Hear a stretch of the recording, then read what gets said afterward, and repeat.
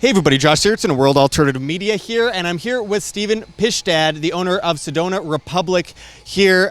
Beautiful territory, beautiful environment, and unfortunately monolithic government that is coming after a lot of small businesses, especially with what we've been witnessing over the last 8 or 9 months with the so-called coronavirus that everyone is supposed to be very scared of and be very subservient regarding. I wanted to talk to you a little bit about that today because obviously this beast came out of this lab in Wuhan, allegedly in Wuhan, with millions of dollars in U.S. government funding for Dr. Fauci at the Wuhan Institute of Virology to study coronavirus in bats, 96% similar to the novel coronavirus, and then magically right after the studying on this virus and how to spread it to humans is finished in Wuhan, within months it's all over the world, it's all the news is talking about, and we're supposed to be very, very scared. Now you own this business here in Sedona, and obviously like any other business owner you've had to face a lot of trials and tribulations with what's happened. Can you go into what you've had to deal with from beginning to today with your business, with the government,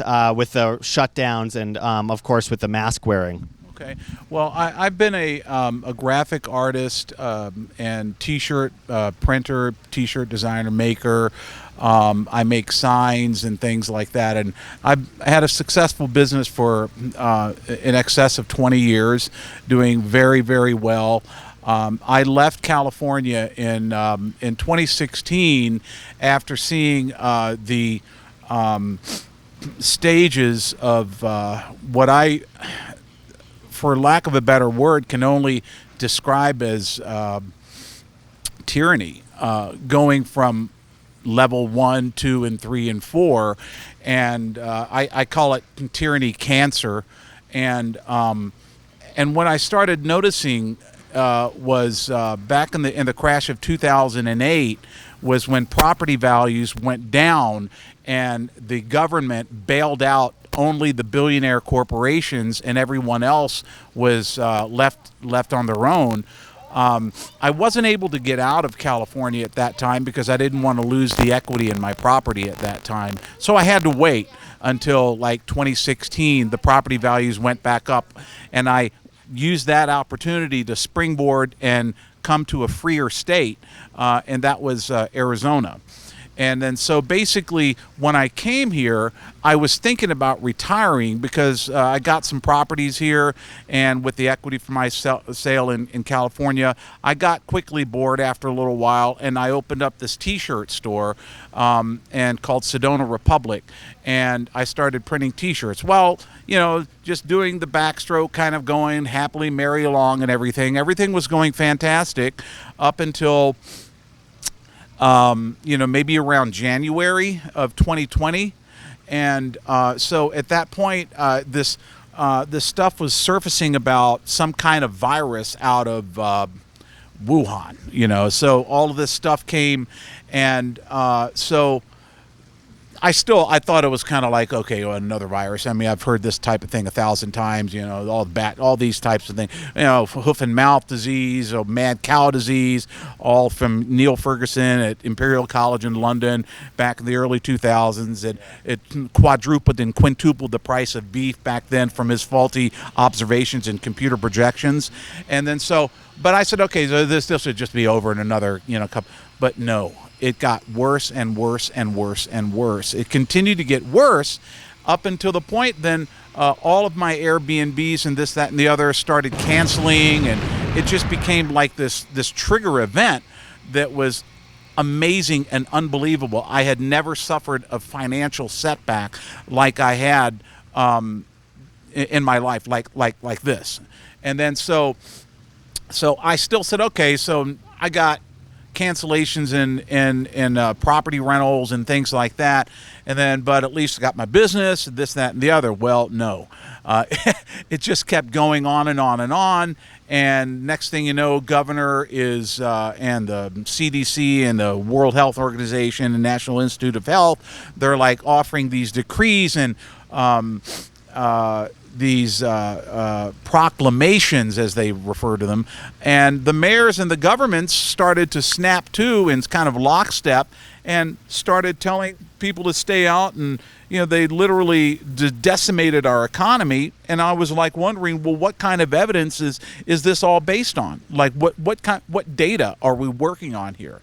And none of that they never advertised or promoted any of that. They just said, well, we've got so much, this, that, and the other. We've got we have 15 deaths in Arizona. We're going to have to close down the state. And I'm like, what? On 15 deaths? We got a state of population of 7.2 million people. If you go back to fourth grade fractions, you're going to see that 15 divided by 7.2 is something like 0.0000257 or whatever it is, right? Okay, and then you multiply that times 100, and then you have your percent of infectious versus the population, which is actually how it should all be done. It should not be based on contraction versus mortality rate. It should be based on the total population, okay, to really get a good idea, because contraction rate versus mortality can be skewed in how you can be skewed in many different ways. Okay, whereas the numbers are bounded. I studied physics in college, and so this is kind of like statistics and physics. So however, when you have bounded extremes here, when you have the actual number of the state, that is limited. Okay, so you can't fudge around with those numbers, and then when you have mortalities, that's limited as well. So that gives you a more accurate picture. And so when I looked at this, and I said, and they're promoting the entire idea based off of the mortality rate of it. Really, what it was in the beginning was like 1/500th of 1%. Okay, and then as it went on, I think as of the beginning of the summer, it ended up being like 1,500 deaths in Arizona, over 1,500 over 7.2 million, and that became like 1/20th of 1%. And that's still not even epidemic or pandemic scale. Yeah. So, and yet they had managed to close down. In the months of March, April, and May is when we make all of our profits here in Sedona. The rest of the year is just basically treading water, right, and it's just basically paying bills. And so it just went on from there, and so we suffered all of our profits of the year in those 3 months. That's right. They hit a lot of places, especially in the southern half of the country. So many places were hit so hard because that's a tourist season. That's when people are trying to escape the cold and go to warmer places, and then they shut everything down. And so many, especially small communities. I've seen a lot of big cities hit really hard, but I'm seeing a lot of the smaller towns hit even worse because, I mean, a lot of the towns are completely dependent on tourism to a great degree. And so you have these numbers coming out at the same time as they're shutting down all the stores. You have the numbers that show asymptomatic cases. It's like 1 in 10,000 chance of spreading. You also have the fact that you can't get it off of surfaces. That they threw that out the window. The media kind of covered over that. And then you have just recently the CDC saying that only 6% of the actual deaths were caused directly by COVID. The other 94% weren't. And so you have all this damage to all these businesses. So many are going out of business. Most small businesses are just surviving on cash right now to December or January. The only reason they're even open is because they are just running off of the last of their cash. So when push comes to shove in January or so, a good 50% of small businesses are going to be gone. So with that said, how are you taking action as a business against this? Obviously, you're not going along with the mandates because, you have a lot of awesome T-shirts here that I recommend anyone watching go buy, including, anti-mask T-shirts. You got one on. Good Sheep. I've seen a lot of people walking around with those, and a lot of really great freedom-minded shirts. How are you as a business handling this situation going forward? Are you dealing with the government? Are you talking with inspectors? Well, I've been handling it with a lot of precautions and fear, because I even though they say but something about a second wave and so on and so forth, and I have a lot of concern about this fall when they're going to use the normal pretext of colds and flus and things like that. They're going to use that as a reason to clamp down again. And I have a fantastic business. I have a great I make a great living otherwise if government isn't interceding. And I might add that a very important thing is the mask mandate and proclamations are all based on what's considered to be the asymptomatic carrier. An asymptomatic carrier, I can't say his name, but he's at a leading Ivy League college because he makes a lot of money, and he can't reveal that name because he doesn't want that to come out. But an asymptomatic carrier simply means someone who's not sick. And if you're not sick, if the disease hasn't erupted in your system, that means you cannot spread it, okay, in any way. And he told me that viruses cannot, so this whole mask idea is based on the asymptomatic carrier. That means the healthy carrier, okay? So healthy people now have to go around and be treated as if they're sick. And so that's a very, and so, and the WHO, the NIH, the CDC, they've all retracted all of that, but the governors and the mayors still carry on as if none of that ever existed. Right. And then so they're going on and spreading this hysteria based on zero data. They haven't shown any data based on the fact that the WHO and the NIH and the CDC, don't support it anymore. They've abandoned their initial premise.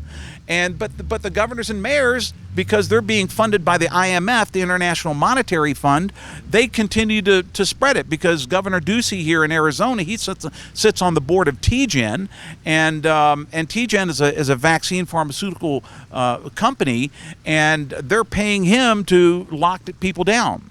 And so this is just like the president of Belarus came out the few weeks ago and said, well, here in Belarus, we're having a great time. We didn't do any lockdowns. We don't wear masks. We have the lowest rates of COVID in the entire in all of Europe. And I was offered the other day by the IMF to lock our country down. I was offered a $7 billion interest-free loan to lock down our country, to get that loan interest-free if we lock down our country. Right. And I can't help but think that similar things are happening here in the United States with this same type of thing. Well, we've seen Belarus, President of Belarus, NATO has been really twisting Belarus's arms suddenly lately. It's funny how that happens right after they don't go along with the international narrative. Right. And government doesn't benefit unless they control people more and more all the time. So this is the best thing that could possibly happen for a government. So with that said, I mean, you have the possibilities of enforced vaccines, and by forced vaccines, I don't mean they're going to literally force it in your arm. I mean, you won't be allowed to go out, go fly anywhere, go to dinner or anything, buy anything, get a job. You'll have social credit. That'll go through the banks. That's where the IMF benefits. I mean, this is something that they've been trying to do for a long time. So going forward, how do you think your business is going to fare with this whole situation? Well, I advocate basically what my main emphasis is that people, the Soroses of the world, they organize their groups like Black Lives Matter and Antifa and everything, and they have these people paid off to go and stir division and incite fear and hate among people. And so I advocate that you fight fire with fire, and that is that you in your local community have to start getting people together and start forming anti-vaccine groups to show support for each other and showing up in force. Because if one person comes and they can drag you out of the house, or they can tell you can't shop, but if you have a contingency of people in your local town and everything, and join groups and join hands in this effort, then you'll be able to combat. When that judge, when that officer, when that police officer sees 30 people coming and supporting one person, then they're going to have less of a that person is going to have a greater chance at taking advantage of the laws instead of being covered up. And so I've looked into this. I called the 4th District of Arizona, the Board of Supervisors in District 4. His last name is Hickman, and his assistant chief is, I think her name is Michelle. I talked to them yesterday and I asked them, where are you getting all of your briefings to do what you're doing, to tell everyone they have to wear a mask and making all these mandates and proclamations and enforcement of law enforcement to go, and they literally came around here back in March and had everyone close down their business, say you can't close. I said, where's the law that says that? Where? What? There was no law. They couldn't point it out. I said, I told the officer, police, I said, what are you going to do if I don't close down? And he said, well, we'll just go to the city hall, the city, and tell the business department, and maybe they'll yank your license or something. That's literally what he told me. Okay, so and I said that, well, anyway, so I decided to go and find out, and I'm in the process of collecting information to file lawsuits against the state of Arizona. And it looks like from what they're telling me, the Board of Supervisors, the AZ Department of Public Health, and the Maricopa County Public Health Department, they're the ones who are issuing these decrees to the politicians and giving them this information that they need to lock everyone down. And so I'm interested in finding out who is paying these people in these health departments to do this, and so that's where I'm going to go and focus my attention, because like, for example, Marcy Flanagan at the Maricopa Public Health Department and Dr. Rebecca Sonnenschein are some of the leading people in these health departments here in Arizona and Maricopa County, and I'm going to have you have to form a contingency of people, and you can't just do it one piecemeal. You have to start getting people in your local community because they're ganging up on you, so you need to start you're not going to do it one at a time. You'll be an individual, you got, or hang separately. And what's that saying? How does that saying go? Something, and but or you'll all hang separately. Yeah, right. So can't remember that saying right now on the spot. But I really appreciate what you're doing, because this is what, if more businesses did this wouldn't even be a problem to begin with. And if everyone rose up together and did that, then they could save their business, and over something that's obviously faulty. We know after all these months that like the actual risk is so much lower, unbelievably lower than we were led to believe in the first place. And there's a few places here in Sedona that are going along that are going against the mandates as well. I mean, remember, mandates aren't laws; they're not the same thing. So people have to understand that. And there's a gallery here in town, again in Uptown Sedona, that isn't forcing you to wear masks, and they have a sign there as well, which you can see on the screen. And then you got your shop here, and we really appreciate businesses like yours. I really respect what you're doing, and I hope everyone goes to Sedona Republic here in Uptown Sedona. If you're in town or you're coming through the town, if you're a tourist, whatever it might be, support businesses like this, because we need businesses like this, because they're the last stand against this tyranny. And I really appreciate what you're doing. So can you tell everyone where they can go and find out more information and maybe buy your stuff online or something like that? Well, what the main gist of what I want to get across is, as long as government is not impeding and interfering with my town and locking down and telling people to self-quarantine with these ridiculous masks and things like that, I'm happy. I'm going to do well.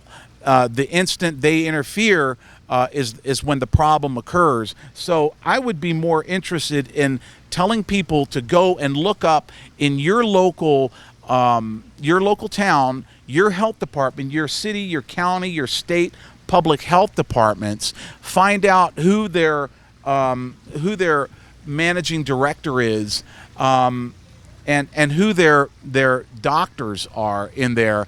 Find their names out and start telling them to produce the evidence that they claim is behind why we have to lock down, self-quarantine, and all that. Because right now there's no data, zero data, and none of them have bothered to produce any data to back up their overreach and the restrictions and the lockdowns and everything and mandates for wearing masks. That's the main thing. The name of my store is Sedona Republic, and I'm in Sedona, Arizona.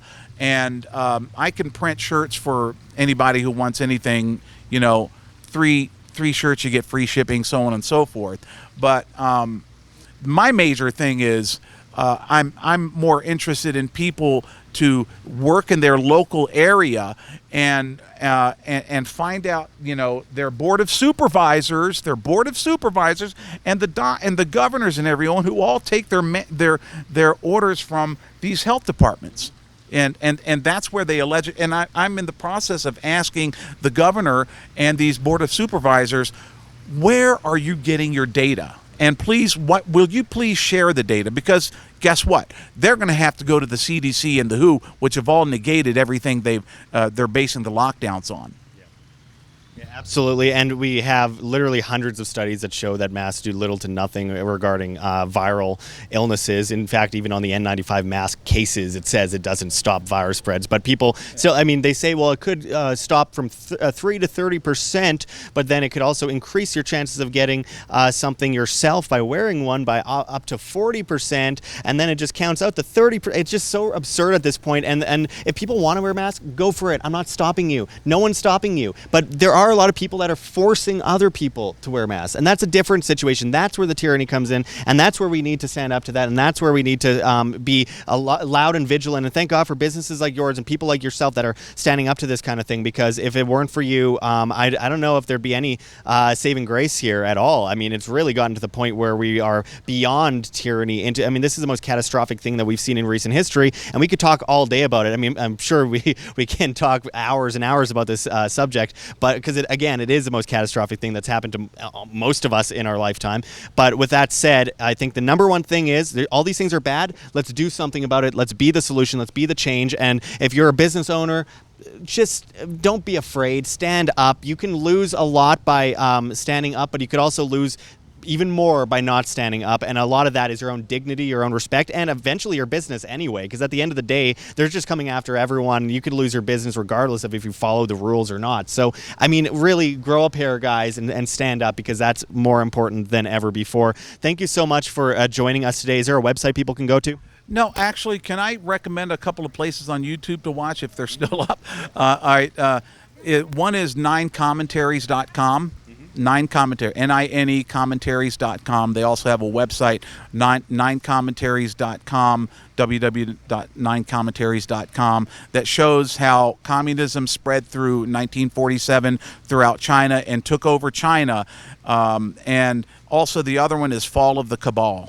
If that's still up. I don't know if that's still up, but I watched it last week. So Fall of the Cabal, those are a couple of things. But 9 Commentaries shows exactly about how all this mask-wearing stuff was happening back in 1947 with the Great Leap Forward Cultural Revolution and the communist takeover of China that's ongoing to this very day.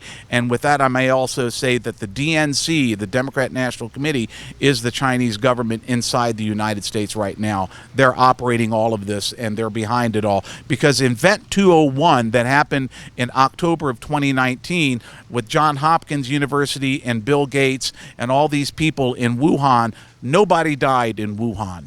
That was all a psyop.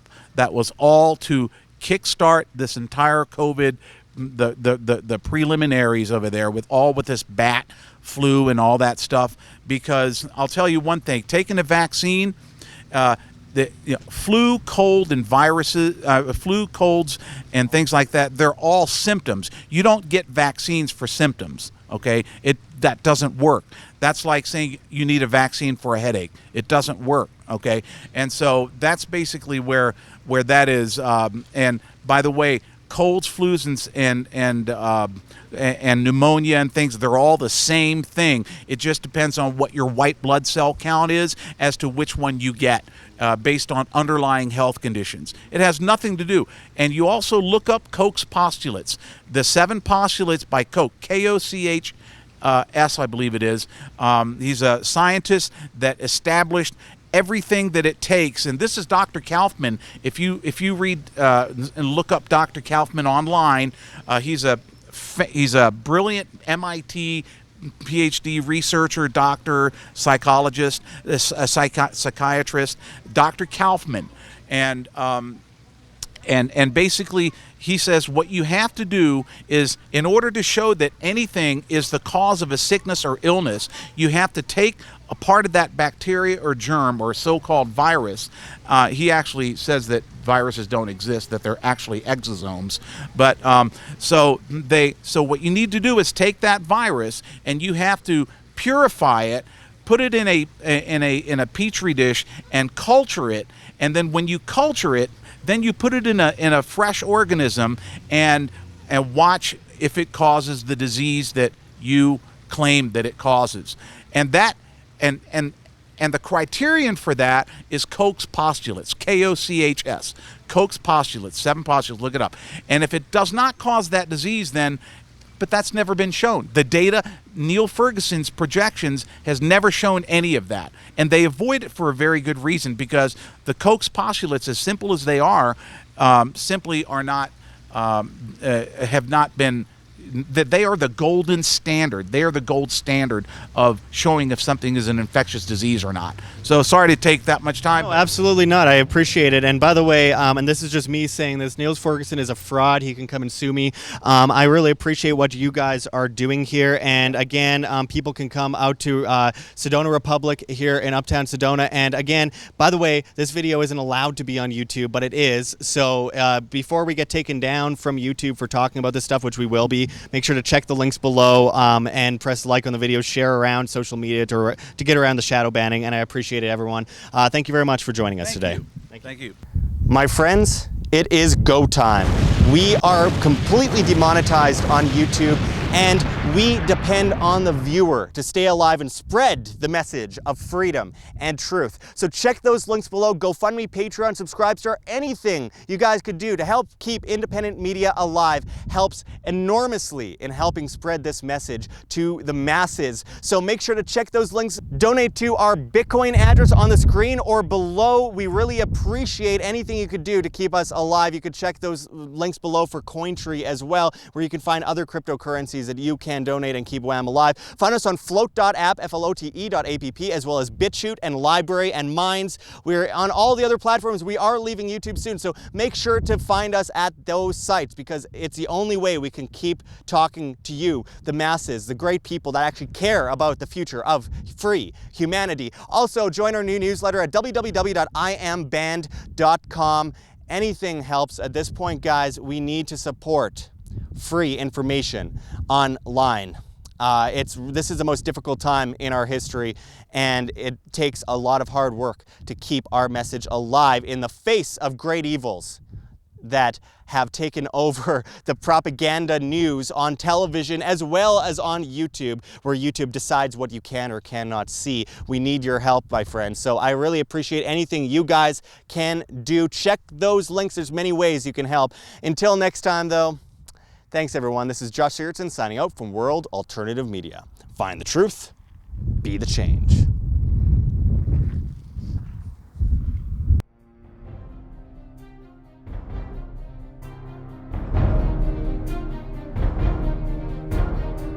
I'm sure you have already changed people's minds in your young age because you're involved, and I like that.